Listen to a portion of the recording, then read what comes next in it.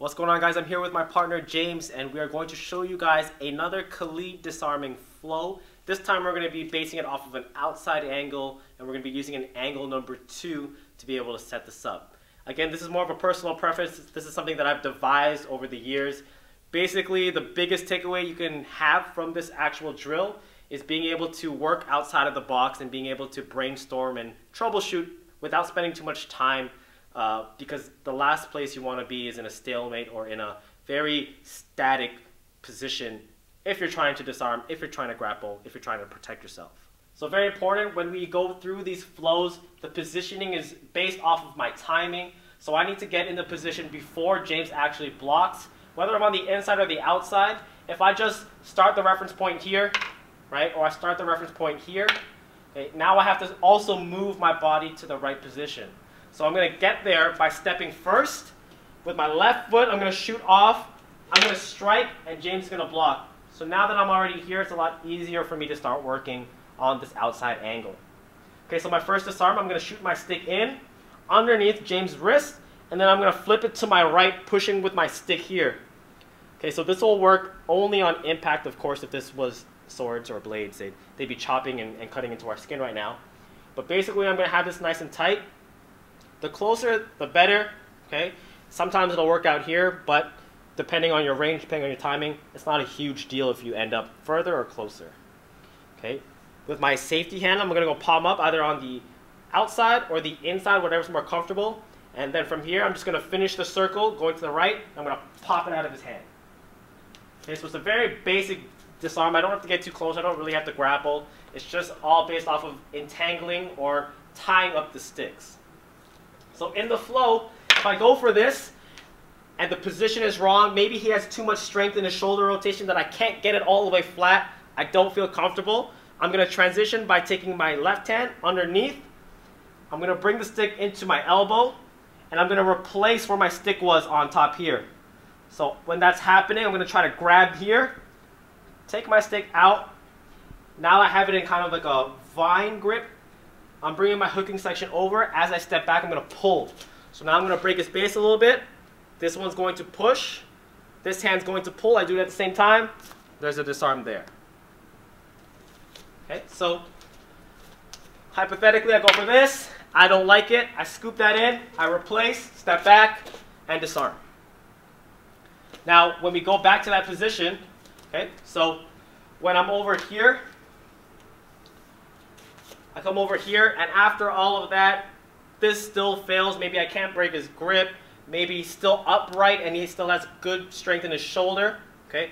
What I'm going to do is I'm going to shift my body. So I'm going to take out my hook. I'm going to twist. My chest is going to face the end of James's stick here. As I do that, I'm going to prep my body to use this frame right here to pop it out of his hand. Okay, so the importance of that position, okay, so I'll just get to here for reference. The importance of that position is that you're not too close and you're pushing it into his arm. Okay, you want to push it out away from his arm, and you're going to be able to do that by realigning your body and creating the space here without relaxing. So my elbow is nice and high. This is a very sharp, very strong 90-degree frame. I chamber it in. I'm going to pop it almost with my shoulder. You can step to twist if you want to. Pop it out. Okay, and then return fire. So whenever you go into a disarm, if you remember the inside flow, we're trying to distract the transitions with strikes. When I'm on the outside here,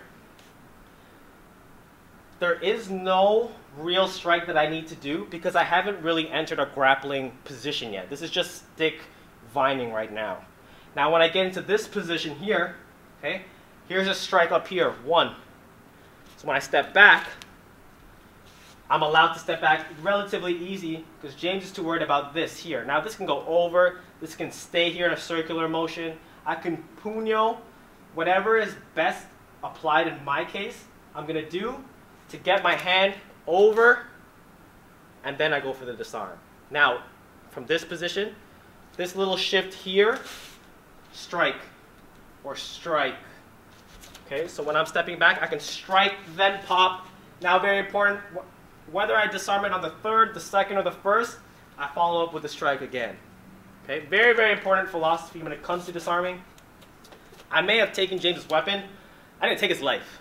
Okay, I didn't do anything to harm him. Yeah, it hurts a little bit when I get him into a certain grappling position, but he's still very much alive, still very much conscious. So if I think that disarming is the end game, then he can very well much draw a second or third weapon, or he can start punching me, he can start kicking me. So it just puts me in a more dominant playing field, but I still need to act, whether I'm going to grapple and take him down, whether I'm going to strike him with a stick, 2 sticks, whatever it is. I have to make a decision, and I have to smoothly transition into that.